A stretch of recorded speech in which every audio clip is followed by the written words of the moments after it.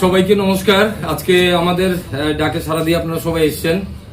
তো অ্যাকচুয়ালি আজকে আমাদের কাছে একটা কমপ্লেন আসে, ধর্মেন্দ্র ত্রিপুরা, ধলাই মনু এসকে পাড়াতে ওনার বাড়ি। উনি ওনার বড় বোনকে নিয়ে ডেলিভারি পেশেন্ট আইজিএম এসেছিল 28 তারিখে ট্রিটমেন্টের জন্য, ডেলিভারির জন্য। তো ওই দিনই যখন সকালবেলা ওনার পেইন বেড়েছিল, ডাক্তার ওনাকে ওটিতে শিফট করেছিল। ওই সময় লেবার রুমে যাওয়ার সময় হসপিটালে ক্যাজুয়াল ওয়ার্কার একজন ওমেন সহকারে ওনাকে হসপিটালে যখন লেবার রুমে নিয়ে যাচ্ছিল, ডাক্তার বলেছিল ওনার যা যা শরীরে ছিল অর্নামেন্টসগুলো খুলে রাখার জন্য।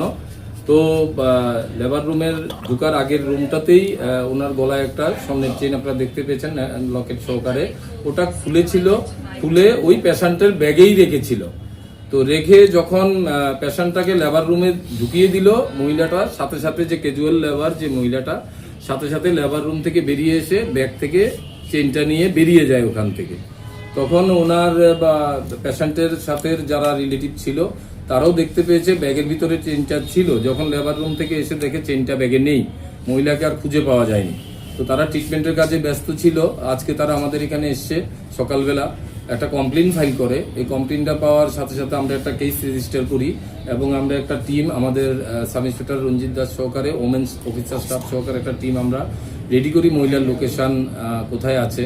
তো আমরা খবর পেয়েছি উনি হসপিটালের দিকে আসছে। তো আইজিএম চৌমুনিতে যখন উনি এসছেন, ওনাকে আমরা ওখান থেকে আইডেন্টিফিকেশনে পরে ডিটেইন করে নিয়ে আসি এবং ওনাকে জিজ্ঞাসাবাদ করি। জিজ্ঞাসাবাদ ওনার কথা থেকে কিছু অসংলগ্নতা ধরা পড়ে এবং সাথে সাথে ওমেন স্টাফ দিয়ে যখন আমরা ওনার ব্যাগটা তল্লাশি করি, তখন চেনটা লকেট সহ ব্যাগেই ছিল, পাওয়া যায়।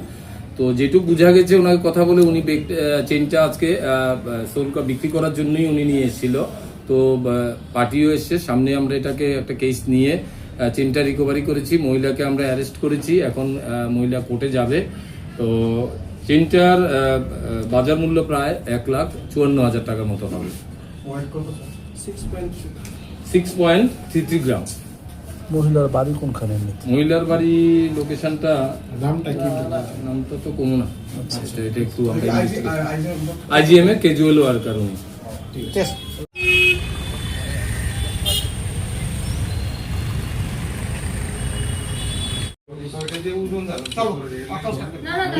না না ওটা নাও।